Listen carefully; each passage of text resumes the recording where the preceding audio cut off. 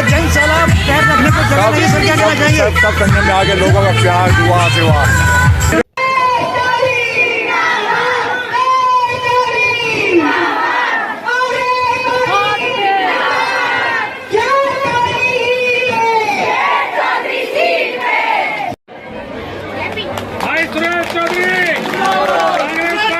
को बहुत अच्छी तरीके से पता है और कैसे काम करवाया जाएगा, वो काम करने में पूरे सक्षम है। और वो कैसे अफसरों से निगम का चुनाव, अपने वार्ड का चुनाव लड़के बजट लेके आना और वहाँ पर लगाना धरातल पे, ये निगम पार्षद का काम है। मुझे पूरा विश्वास है सुरेश भाई निगम क्षेत्र में जब जीत कर आएगा तो क्षेत्र की सारी समस्याओं को सबसे पहले करेगा। ये लोगों के बीच में छोटी छोटी पंचायतें लगाएगा, मोहल्लों में जाएगा और वहाँ पे एरिया के काम करेगा। आज भी हमने कहा कि जो पॉल्यूशन की इतनी बुरी हालत हो रही है दिल्ली में, पहले शीला दीक्षित थी तो ग्रीन बसें आई थी, पूरी दिल्ली में ग्रीनरी हो गई थी, वर्ल्ड में नंबर 1 सिटी हो गई थी दिल्ली, दूसरे तीसरे नंबर पे सिटी हो गई थी। आज दिल्ली की इतनी बुरी हालत है, सांस लेना मुश्किल हो रखा है। दोनों सरकारें, दोनों एक दूसरे के पूरक हैं। वो उस पर एलिगेशन करता है, वो इस पर। इनको जनता से कोई मतलब नहीं है, धरातल पे क्या होगा उससे कोई मतलब नहीं है। इनको सिर्फ अपनी राजनीति चमकानी है और कुछ नहीं। वहाँ केजरीवाल के नाम से वोट लेते हैं और वहाँ मोदी के नाम से। अरे दम है तो जो कैंडिडेट होता है उसके नाम से वोट ले, वो केजरीवाल के नाम से और मोदी जी के नाम से वोट लेनी बंद करे और धरातल पे काम करे। काम केजरीवाल करने नहीं आएगा, मोदी काम करने नहीं आएगा, यहाँ का जो लोकल लीडर होगा जो जीतेगा वो काम करवाएगा, उसके नाम पे वोट दे। और हमारा भाई सुरेश यहाँ लोकल है और यहाँ के लोगों के मिलजुल के काम करता है, इनके साथ बैठ के काम करेगा कंधे से कंधा। मैं पूरा विश्वास है भाई जीत कर आएगा और वो जीत का सेहरा 30 तारीख को देखना। हाथ का बटन महिलाएँ खास तौर पर 50% महिलाएं हैं तो सारी महिलाएं ज़्यादा से ज़्यादा हाथ के नंबर में बटन दबाएं। 24/7 न्यूज़ और न्यूज़ 24 सच्चाई की टीम इस वक्त मौजूद है देवली विधानसभा के वार्ड 163 संगम विहार ए, जहां एमसीडी उपचुनाव चल रहा है। तो कांग्रेस प्रत्याशी सुरेश चौधरी जी का यहां पर जो प्रचार चल रहा है उसमें जो मैडम हैं दिल्ली प्रदेश अध्यक्ष हैं महिला प्रकोष्ठ की, तो मैम क्या कहना चाहेंगी? देखिए उपचुनाव 12 जगह चुनाव हो रहे, उपचुनाव ये महरौली ज़िले के सुरेश यहाँ पर संगम विहार में भाई सुरेश चौधरी चुनाव लड़ रहे हैं। ये पहले भी निगम पार्षद रहे हैं और जब जहाँ पर भी जा रहे हैं कहीं भी एरिया में तो इनकी काम की सराहना हो रही है और लोग सच में चाह रहे हैं कि जो अभी प्रेजेंट में जो पार्षद रही है उन्होंने कुछ काम नहीं किए। ट्रिपल इंजन की सरकार दिल्ली में है, कहीं कुछ काम नहीं हुआ, चाहे एमपी का लगा लो, चाहे एमएलए का लगा लो, चाहे निगम पार्षद का। ये तीनों के तीनों भ्रष्ट हैं। अब ईवीएम के चक्कर में जीत रहे हैं, सबको पता है, राहुल गांधी ने पूरा खुलासा किया है।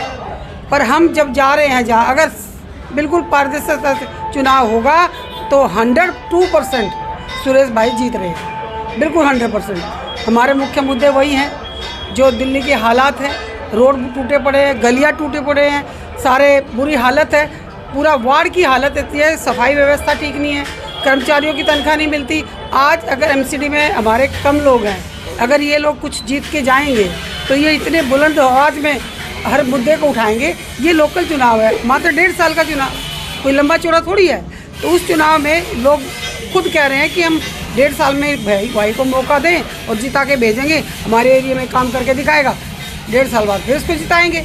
तो ये एक छोटा जी पुष्पा जी, आपके और कांग्रेस पार्टी के या आपके प्रत्याशी के क्या मुद्दे हैं? क्योंकि हर चुनाव में एक एजेंडा होता है, एक मुद्दा होता है, क्या क्या मुद्दे लेकर आप चुनावी मैदान में जा रहे हैं? देखिए मुख्य मुद्दे वही है क्योंकि ये लोकल चुनाव है, कोई दिल्ली का चुनाव नहीं है या लोकसभा का चुनाव नहीं है, ये क्षेत्र की जो समस्याएं हैं उन्हीं को लेके है। मेन गलियाँ, रोड, सफाई व्यवस्था और एमसीडी में जो पेंशन मिलती थी पहले कुछ भी नहीं है, वहाँ विपक्ष है ही नहीं जो सवाल उठा ले। चाहे बीजेपी थी, आम आदमी पार्टी थी, दोनों विपक्ष में रही, अभी 1.5 साल वो रही, 1.5 साल वो रही, दोनों ने मुद्दे ही नहीं उठाए। जब क्षेत्र की समस्याएं और मुद्दे ही नहीं उठाएंगे तो अब लोगों में बदलाव चाह रहे हैं लोग कि बदलेंगे।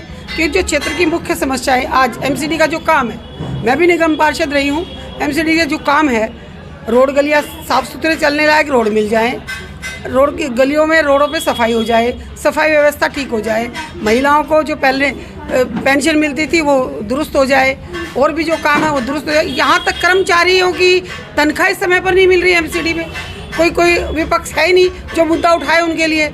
सुरेश चौधरी जी के आने से क्या कितना असर पड़ेगा? भाई देखो, मैं कह रही हूँ वो पहले निगम पार्षद रह चुके हैं, उनको मालूम है निगम की प्रणाली का क्या है, किस तरीके से अफसरों से काम किया जाता है। तो उनको बहुत अच्छी तरीके से पता है और कैसे काम करवाया जाएगा, वो काम करने में पूरे सक्षम हैं और वो कैसे अफसरों से निगम का चुनाव, अपने वार्ड का चुनाव लड़के बजट लेके आना और वहाँ पर लगाना धरातल पे, ये निगम पार्षद का काम है। मुझे पूरा विश्वास है सुरेश भाई निगम क्षेत्र में जब जीत कर आएगा तो क्षेत्र की सारी समस्याओं को सबसे पहले करेगा। ये लोगों के बीच में छोटी छोटी पंचायतें लगाएगा, मोहल्लों में जाएगा और वहाँ पे एरिया के काम करेगा। कांग्रेस पार्टी भाई सुरेश चौधरी और लगेगी जात पे ना पात पे,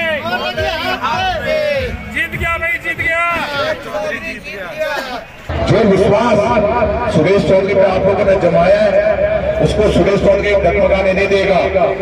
और 2 दिन की आप लोग मेहनत कीजिए, 3 तारीख के बाद सुरेश चौधरी की जिम्मेदारी होगी और सुरेश चौधरी ने कल से नहीं दिखाया है काम। कहना चाहेंगे जो इतनी बड़ा कोई नहीं है सिर्फ सुरेश भाई के अलावा। काम किया है 5 साल रह के सीट पे रह के, 5 साल उन्होंने ऐसे रखे, आज जनता उनको याद कर रही है। जो काम इससे पहले जो काउंसिलर रहे क्या करा उन्होंने, सुरेश भाई को जिताएंगे। 2 नंबर निशान सुरेश चौधरी का, कांग्रेस पार्टी। देखिए कांग्रेस की पदयात्रा चल रही है, हम पूछते हैं कि आप सभी से मेरा अनुरोध है, जी और जान से और दिल से अपने मेहनत से सब मिलकर वोट करें सुरेश चौधरी परचम लहरा दिया है। अभी कुछ सुनाई नहीं दे रहा, खुशी में कुछ दिखाई नहीं दे रहा, सुरेश चौधरी जीत गए। बहुत अपने खुशी मन से सहयोग कर रही है कि सुरेश भाई के साथ है और भारी मतों से विजय बनाएंगे 30 तारीख को। सुरेश चौधरी।